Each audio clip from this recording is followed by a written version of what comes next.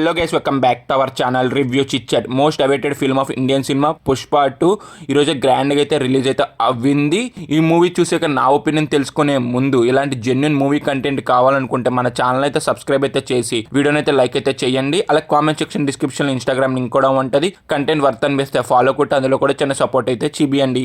Plot ఏంటంటే Pushpa part 1 ఎక్కడి నుంచి ఎండ్ అయిందో అక్కడి నుంచి అయితే స్టార్ట్ అవుద్ది. పుష్ప సిండికేట్కి అయితే హెడ్ అయితే అవి చాలా మనీ అయితే సంపాదిస్తాడు. అప్పుడు పుష్పకు ఒక ప్రాబ్లం అయితే వస్తుంది. ఆ ప్రాబ్లమ్ని సిండికేట్ నెంబర్స్ అయితే వాడుకోవాలనుకుంటారు. అసలు మొత్తానికి ఏమైంది అనేది మనం మూవీ చూసి అయితే తెలుసుకోవాలి. మూవీ అయితే మాత్రం మాకైతే నచ్చింది. అలాగే మూవీలో కొన్ని ఇష్యూస్ కూడా ఉన్నాయి. మనకి తెలుగు ఫిల్మ్ ఇండస్ట్రీలో one of the best commercial movies లో పుష్ప అనేది నెంబర్ 1 పొజిషన్ లో డెఫినెట్ గా అయితే ఉంటది. సుకుమార్ గారు అయితే మాత్రం కొన్ని సీన్స్ అయితే చాలా బాగా అయితే రాసుకున్నారు. ఫస్ట్ హాఫ్ చూసే కొన్ని సీన్స్ కొంత స్లోగా ఉన్న వల్ల కొంత డ్రాగ్ చేసిన ఫీలింగ్ అయితే అనిపిస్తుంది. కానీ సెకండ్ హాఫ్ చూసాక మన ఒపీనియన్ మొత్తం చేంజ్ అయితే చేస్తారు సుకుమార్ గారు. సెకండ్ హాఫ్ అయితే మాత్రం చాలా బాగా అయితే తీసుకెళ్లారు అనిపించింది నాకైతే.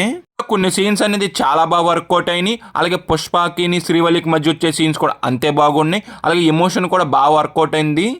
బన్వంత్ షికావత్ ఉన్నాడు కానీ అంత ఇంప్రెస్ అయితే చేయలేకపోయారు. పర్ఫార్మెన్స్ వైజ్ చాలా బాగున్నది. సీన్స్ అనేది ఇంకా ఇంట్రెస్ట్ గా రాసుకుని ఉంటే బాగుండి అయితే అనిపించింది నా వరకు అయితే. జాతర సీక్వెన్స్ అయితే మాత్రం నాకు చాలా బాగా అయితే నచ్చిందబ్బా.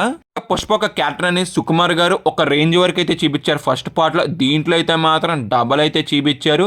చాలా బాగున్నది ఆ క్యారెక్టర్ అనేది. చాలా బాగా డెవలప్ అయితే చేసుకున్నారు. అందులో అల్లు అర్జున్ గారి పర్ఫార్మెన్స్ కూడా అంతే బాగా వర్కౌట్ అయింది. ఇంకోటి శ్రీవల్లి ఒక క్యారెక్టర్ కూడా అంతే బాగున్నది ఈ పార్ట్ 2లో. అలాగే రష్మిక గారి రోల్ కూడా చాలా బాగా అయితే చేశారు.